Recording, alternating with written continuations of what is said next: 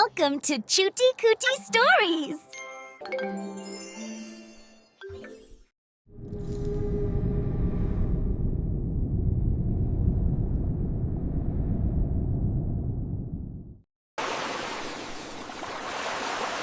கடல் அமைதியாக இருந்தது. அலைகளின் மீது நட்சத்திரங்கள் மின்னின.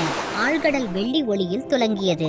அலைகளின் மெதுவான அசைவில் சிறிய மீன் கோபி தனது சிறிய வாலை அசைத்துக் கொண்டு தனது நெருங்கிய நண்பனான குட்டி நண்டு கிராக்கல் அருகே நீந்திக் கொண்டிருந்தது. அது அவர்களின் முதல் இரவு நேர நீச்சல். கடல் அவர்களுக்கு மிகவும் பெரிதாகவும் மர்மமாகவும் தோன்றியது.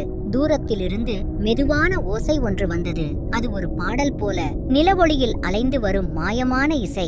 அந்த இனிய சத்தத்தை பின்தொடர்ந்து அவர்கள் தூங்கிக் கொண்டிருந்த கடற்பாசிகளை தாண்டினர். ஒளிரும் ஜெல்லி மீன்களுக்குள் நுழைந்தனர். பாசி மரங்கள் சூழ்ந்த வழியிலும் சென்றனர். திடீரென பசுமையான பாறையின் பின்பக்கம் அவர்கள் அதை கண்டனர். கடலின் ஆழத்தில் ஒரு ஒளிரும் தோட்டம். அவர்கள் இதுவரை கண்டிராத நிறங்களில் பிரகாசித்தது.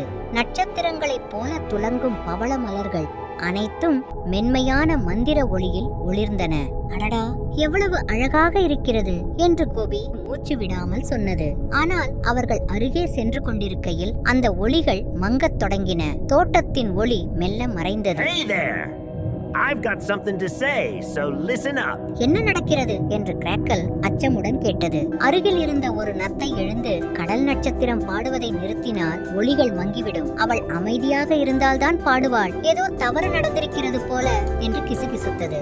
ஒரு நொடியும் வீணாக்காமல் கோபி, கிராக்கல் இருவரும் பவள சுரங்கங்களிலும் சிப்பி குகைகளிலும் பாய்ந்தனர். அங்கே ஒரு பாறையின் மேல் சுருண்டு கிடந்தாள் கடல் நட்சத்திரம். அவளது முகம் சோகத்தில் மறைந்திருந்தது. கடல் நட்சத்திரமே என்று கோபி மெதுவாக அழைத்தது.